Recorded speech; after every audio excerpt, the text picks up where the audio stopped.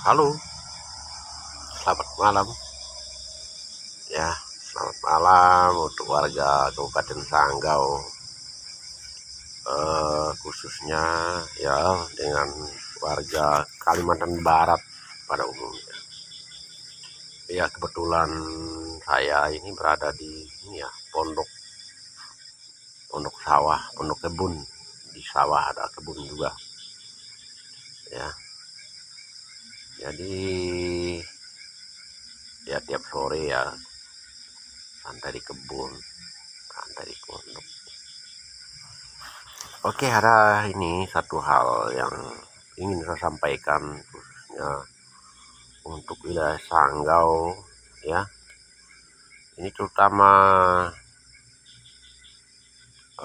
menyangkut masalah perusahaan-perusahaan yang sudah masuk di daerah Sanggau. Saya tidak tahu jumlahnya berapa, baik BUMN seperti PTPN maupun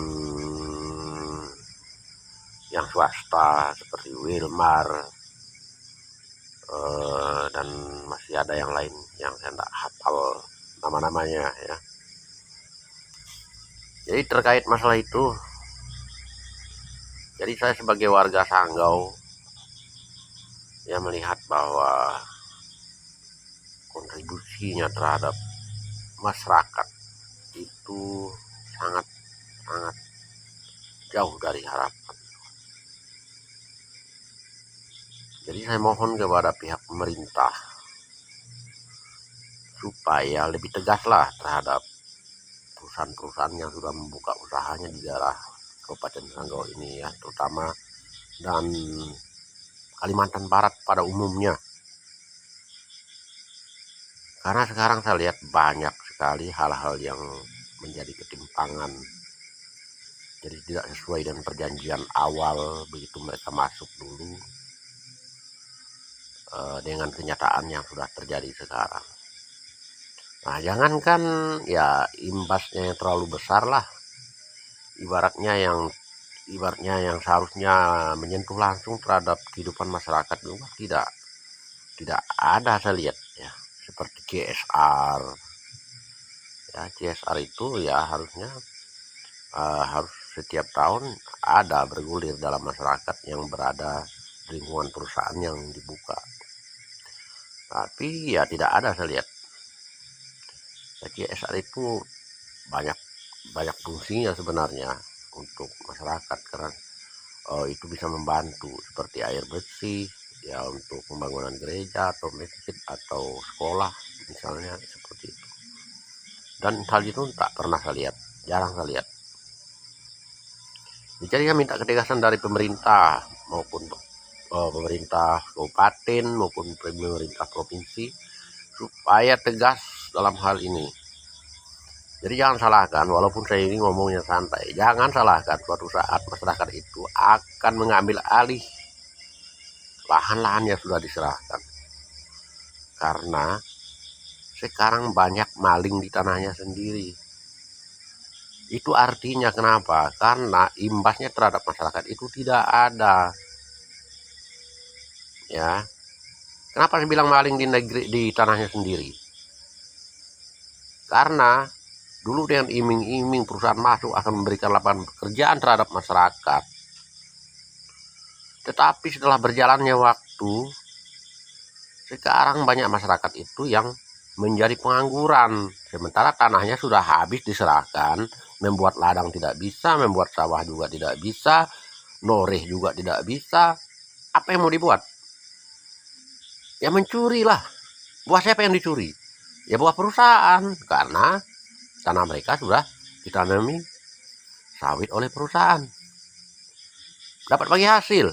Wah, jauh dari harapan. Ada perusahaan malah saya dengar bagi hasilnya 80, 20, 85, 15. Nah, 70, 30. Ya lumayan lah. Oke. Tapi apakah hasil itu cukup? Saya udah sering tanya ke masyarakat, berapa kau dapat hasil pembagian hasilnya? Aduh, parah om, parah bang, parah pak. Hanya dapat 25.000 per bulan.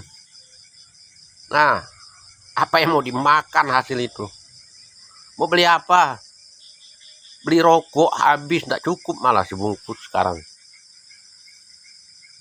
Ini yang perlu dipikirkan oleh pemerintah. Inilah yang terjadi sekarang di dalam masyarakat Kalimantan Barat pada umumnya, Sanggau juga khususnya. Nah, yang masih aman-aman, pola PTP,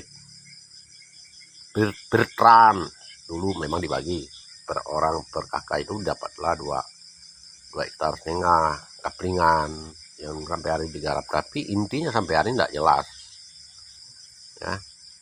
Itu tanah masyarakat, katanya tanah negara sih, tapi itu tanah leluhur kami yang sampai hari tidak tahu ujung pangkalnya sampai kapan berakhirnya. Dan sehingga sekarang beranak cicit lah yang punya sawit itu. Sekarang anak cicitnya juga pengangguran, nyuri juga. Ini yang perlu kita pikirkan ya. Pemerintah harus bijak juga, harus menasehati perusahaan-perusahaan, harus menindak tegas. Saya bukan ngomong kosong masalah ini, boleh dicek apa fungsinya untuk masyarakat. Memang iya, untuk masyarakat pedalaman yang jauh-jauh isolasi terbuka, transportasi bisa agak lancar lah, walaupun ya jalannya waktu musim hujan morat-marit juga sih, benar itu. Nah, masyarakat dulu mau menyerahkan lahan pun itu karena merasa terisolasi di tanahnya sendiri. Banyak kampung-kampung yang tidak bisa membuka aksesnya, tidak bisa menjual hasil produksinya keluar ke kota. Nah, jadi ibaratnya waktu itu ya ibarat sebuah si malakama. Nah, dan lagi iming-iming perusahaan-perusahaan yang baru masuk ya, itu ada GRTT-nya sekian per hektar, tanah produktifnya sekian, non produktifnya sekian. Nah nanti iming-iming pembagian hasilnya sekian, iming-iming juga lapangan pekerjaan. Nah cuma itu tidak lama berlakunya, terutama untuk lapangan pekerjaan. Di awal-awal pembukaan, ya 28 hari dalam 1 bulan. Nah setelah berjalannya waktu, sawit sudah mulai produksi. Nah tenaga harian itu dikurangi. Nah, sehingga masyarakat sekarang itu banyak yang nganggur, sebentar tanahnya sudah habis. Dikatakan karyawan, tidak karyawan, hanya misalnya dalam 1 bulan disuruh kerja seminggu atau 2 minggu. Jadi bisa dihitung lah berapa penghasilan mereka. Cukup enggak untuk memenuhi kebutuhan sehari-hari. Mana lagi kalau anaknya yang ada yang sekolah, kuliah, mampu kan nanggungnya itu. Pikir itu ya. Pemerintah harus jeli melihat itu. Jangan cuma duduk di kantor. Selidiki ke kampung-kampung, apalagi anggota dewan. Sekarang naik 3 juta gaji kalian 1 hari. Nah, fungsi kalian itu masuk ke kampung, tanya, itu gunanya supaya aspirasi dari masyarakat itu bisa kalian tampung, kalian bawa ke pusat, disidangkan, diundang-undangkan. Jangan jadi wakil rakyat itu kok goblok, kalian tuh wakil loh. Jangan merasa kalian hebat. Kapan wakil tuh hebat daripada ketua? Nggak pernah. Kapan wakil presiden hebat dari presiden? Kapan wakil bupati hebat dari bupati? Kalian tuh wakil rakyat. Jadi rakyat ini yang paling hebat, sadar itu. Saya walaupun santai, ada waktunya. Kalau sudah bergerak, jangan macam-macam. Ya, saya akan gaungkan ini, akan berkelanjutan terus. Ingat. Tapi kami memang berharap kalian dulu yang mengurus semua ini supaya tidak ada kekecauan. Jangan sampai ketuanya ini, rakyat ini ketuanya loh. Yang berkuasa di Indonesia ini adalah rakyat. Jangan sampai rakyat itu bergerak. Ingat kasus Pati. Oke. Jadi pesan saya, Kalau sudah dipergunakan oleh masyarakat, sudah diberi kepercayaan oleh masyarakat, sudah diberi mandat oleh masyarakat untuk menjabat, untuk mewakili, jalankanlah tugas kalian sesuai hati nurani yang baik. Hati, ya, hati harus berbicara. Oke, terima kasih. Selamat malam dan saya mau mandi dulu.